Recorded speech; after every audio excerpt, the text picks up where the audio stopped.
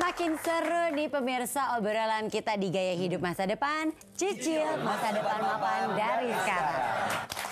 Karena kita ini masih ngebahas seputar jodoh. Dalam artian jodohnya sih lebih ke yang persiapan untuk seseorang yang ingin memulai hidup baru, ya kan? Untuk memulai apa ya, setelah kita menemukan pacar, abis itu kan pasti tujuannya menikah kan. Betul. Tapi ternyata persiapannya emang butuh yang apa ya istilahnya matang sekali. Dan banyak yang harus dipikirin kan. Benar, dan yang ternyata yang paling berat dan yang harus paling dipersiapkan adalah masalah keuangan. Penting. Ya kan, proteksi diri. Nah itu tuh, kita punya uang, kita udah mengumpulkan kekayaan, tapi kita tidak memberikan proteksi diri, tadi kita sakit habis Pak kekayaannya. Betul. Ya kan Pak? Siapan perlu. Iya, nah sekarang kita kasih kesempatan yuk sama penonton yang ada di studio yang mau bertanya silahkan.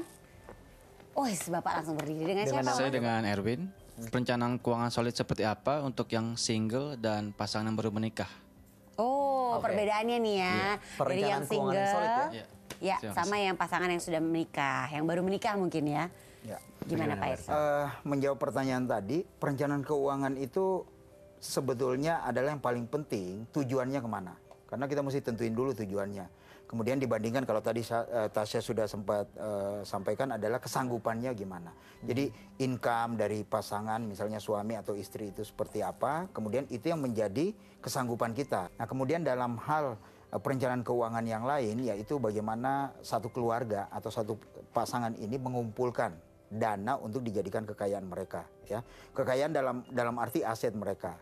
Kemudian apa yang dikumpulkan itu yang paling penting adalah harus bisa di-manage. Harus bisa di-manage. Di-manage dalam arti tidak habis begitu saja.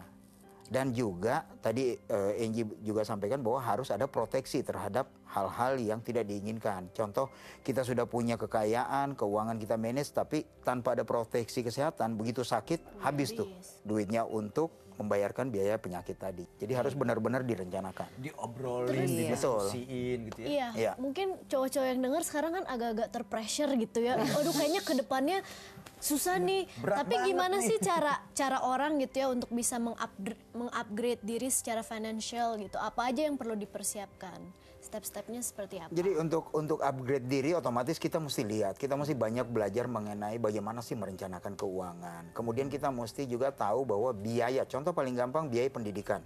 Biaya pendidikan itu tiap tahun naik sekitar 15-20%. Biaya kesehatan itu tiap tahun naik sekitar 14%. Jadi jangan berpikir bahwa biaya obat sekarang itu kalau saya siapkan dengan dana sekian nanti akan sama dengan biaya obat di 2 atau 3 tahun lagi karena akan ada increase atau penambahan biaya kan. Otomatis inflasi berpengaruh sehingga kita harus mempersiapkan itu. Semua mesti diperhitungkan bahwa uang saya saat ini misalnya 1 juta itu bisa membeli satu barang tertentu, tapi ke depannya dalam 5 tahun ke depan 1 juta itu udah nggak cukup beli barang itu karena adanya inflasi. Jadi kita harus banyak belajar mengenai hal tersebut, itu sangat membantu dalam perencanaan keuangan. Oke, kalau teori sepertinya kan kita udah lengkap banget nih knowledge-nya Pak. Tapi tetap aja pada prakteknya ada tuh kesalahan-kesalahan yang sering dilakuin. Biasanya Pak, anak-anak muda itu kesalahannya apa aja sih dalam menyusun perencanaan keuangan? Paling mendasar sebetulnya komunikasi. Jadi pasangan ini, cowok cewek ini biasanya menyembunyikan. Contoh paling awam aja sekarang adalah orang beli asuransi. Orang beli asuransi, kepala keluarga beli, tidak semua kepala keluarga beli asuransi itu dia sampaikan ke istrinya bahwa ini asuransi ahli warisnya istri dan anak-anaknya. Jadi hal seperti itu harus terbuka karena kalau sampai nggak diinformasikan ke pasangan, dia nggak tahu kan bahwa kita punya asuransi. Kalau terjadi sesuatu, pihak asuransi bisa jadi kalau dapat datanya bisa menghubungi si keluarga tadi. Tapi seharusnya keluarga yang mengklaim ke perusahaan asuransi. Jadi harus terbuka, itu yang paling penting. Kemudian bagaimana menyusun perencanaan, itu juga penting. Jadi basicnya adalah komunikasi. Harus terbuka antara cowok dengan yang cewek atau suami dengan istri. Semua harus dibicarakan bersama. Diobrolin semua. Diobrolin. Gitu ya. Ini lucu sih ya tadi soal komunikasi. Kadang-kadang suka nggak di apa istilahnya tuh kayak ngumpet-ngumpetin sesuatu. Kalau zaman pacaran atau baru menikah mungkin pasangannya ngumpet-ngumpet kalau beli kaos bola. Itu banget ya. Kenapa jadi curhat lagi ya? Curhat lagi ya. Betul. Tapi mungkin di saat udah menikah ya itu. Sebenarnya ini ngumpet-ngumpetnya dalam arti bukan ngumpetin sih, tapi lupa memberikan informasi bahwa ada yang namanya asuransi kesehatan, lalu mungkin juga asuransi jiwa jiwa yang tidak disampaikan kepada pasangannya. Sakit kita nggak akan pernah tahu ya. Sakit mungkin bisa kita ngerasa sakit kecil atau kita ngerasa sehat-sehat aja. Begitu kita medical check up, ketahuan tuh ada sakit ini, sakit ini, sakit ini. Ya kan, kamu nenek batuk cu. Gitu ya. Oke, kalau gitu baik. Kesimpulan dong dari obrolan kita hari ini. Aduh, sama lah kayak kemarin-kemarin. Enggak, beda bahasannya baik. Jadi memang intinya buat para single nih ya, penting nih, apalagi yang sedang memikirkan untuk berumah tangga, menikah, nggak usah takut dibilang matre. Karena kan memang salah satu pertimbangan kita untuk membentuk rumah tangga adalah yang pertama kepribadian iya, penampilan iya, tapi masalah keuangan juga harus dipertimbangkan.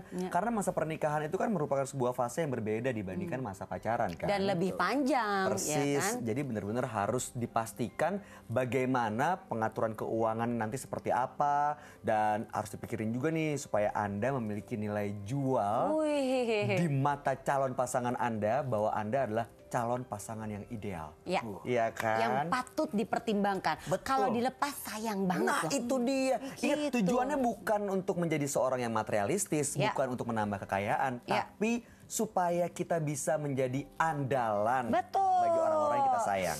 Mantep banget nih kalau Luar bisa biasa, menjadi andalan nih buat kita di sini nih iya ya. dong. Tasya, terima kasih banyak. kasih juga. Pak Irsan, terima kasih ya Pak Terima atas kasih. penjelasannya. Semoga Tasya segera menemukan jodohnya yang tadi udah ada sih sebenarnya. Maksudnya mungkin lebih bisa dibicarakan lagi di soal masa depannya, ya seperti kan? apa? Kamu maunya seperti Udah apa? punya. Udah. tahu. Bukan om tadi udah dibilangin. Ya. namanya juga. Ya udah waktunya kita juga untuk pamit. Mungkin Anda juga ingin sharing nih, Anda yang masih muda-muda belia. Anda mau sharing nih mungkin pengalaman Anda di saat baru mulai berumah tangga. Atau mungkin Anda punya rencana mau berumah tangga. Ini ngomongin soal keuangan di awal-awal ya kan ya. Itu kan mungkin satu hal yang memang tadi kan nggak gampang. Tapi ini memang harus diobrolin dan diperbincangkan sejak dini. Penting loh. Iya, share-nya kemana? Langsung aja lewat Twitter kita di @manulife_id. Ya. Jangan lupa hashtagnya GHMD. Atau kalau misalnya males ketik-ketik, mau bikin video, boleh juga Boleh. direkam videonya, upload ke YouTube. Linknya juga di-tweet ke @manulife_id, kasih hashtag GHMD. Betul. Atau lewat Facebook kita. Betul, Facebook kita adalah My Life Manulife. Itu mudah sekali ya. Baik, kita pamit. Minggu depan kita akan ketemu lagi dengan Anda tentunya dalam Gaya Hidup Masa Depan. Cicil masa depan mapan dari sekarang.